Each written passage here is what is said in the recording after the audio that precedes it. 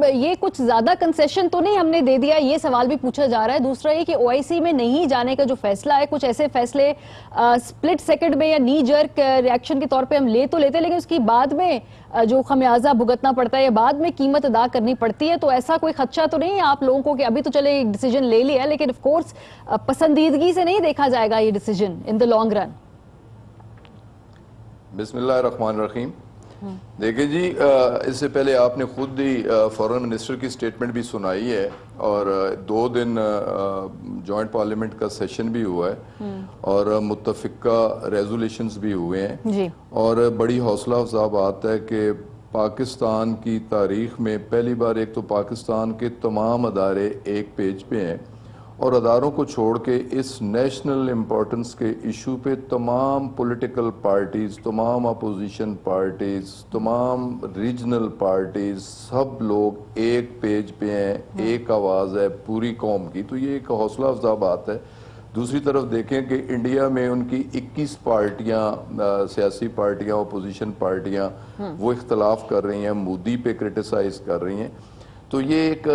دیکھیں ایک اچھی فضا, 2 دن بہت اچھی فضا رہی, اور یہ ایک متفقہ ریزولیشن بھی ہوا, اور پوری قوم کی آواز بھی تھی, اور متفقہ طور پہ پارلیمنٹ نے بھی یہ کہا کہ ہمیں اس میں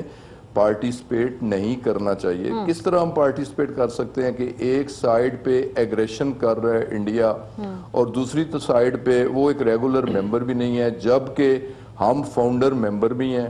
اور آبادی کے لحاظ سے دوسرا بڑا ملک ہے, اور سب سے پہلی اسلامی ایٹامک پاور بھی ہے. اور ہمیں کانفیڈنس میں لیے بغیر اگر نارمل حالات ہوتے تو پھر سوچا بھی جا سکتا تھا کہ ایک طرف انڈین ایگریشن ہو رہی ہے, انڈیا ہمیں دھمکیاں دے رہا ہے, ہمیں اس دنیا سے مٹانے کی باتیں ہو رہی ہیں, اور دوسری سائیڈ پہ اسے بلایا جا رہا ہے. تو اس میں یقیناً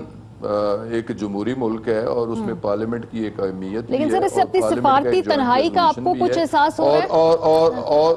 اور پوری بات سن لیجئے گا. اور پھر ان ساری پارٹیوں نے یہ مینڈیٹ بھی دیا ہے, اور سب کا یہ اصولی موقف تھا کہ ہمیں نہیں جانا چاہیے. آج اگر اپوزیشن پارٹیز کو سیکنڈ تھاٹ آئی ہے تو یہ کوئی اچھی بات نہیں ہے. تو پاکستان نے شامل نہ ہو کے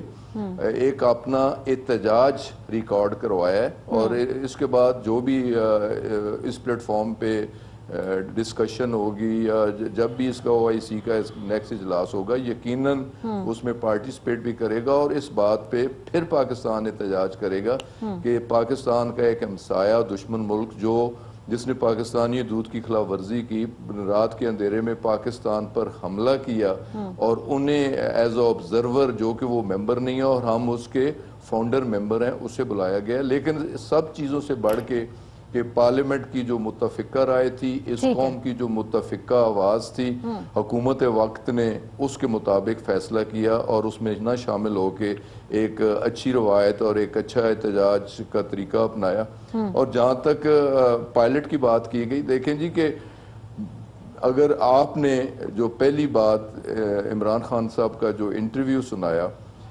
ان کی 2 سپیچز قوم کو جو انہوں نے خطاب کیا اور اسمبلی کے اندر جو انہوں نے خطاب کیا, اس نے قوم کو بڑا ایک حوصلہ دیا. ٹھیک ہے, قوم کا حوصلہ بڑا, مورال بڑا, اور انہوں نے کہا کہ ہندوستان کو کہا ہم امن کی بات کرتے ہیں, مذاکرات کی بات کرتے ہیں, لیکن اگر آپ نے کوئی غلط حرکت کی تو ہم ریٹیلیٹ کرنے کے بارے میں سوچیں گے نہیں, بلکہ امیجیٹ ریٹیلیٹ کریں گے. تو پھر یہی ہوا کہ ہندوستان نے حملہ کیا, رات کے اندھیرے میں حملہ کیا. جب ہمارے شاہینوں نے ان کا پیچھا کیا تو وہ دم دبا کے بھاگے, اور ایک جگہ اپنے آپ کو آف لوڈ کیا, اور پھر دوسرے دن جو پاکستان نے ریٹیلیٹ کیا, پوری دنیا نے دیکھا کہ ہندوستان کے 2 MiG جہاز مار کرائے گئے, اور ان کے پائلٹ کو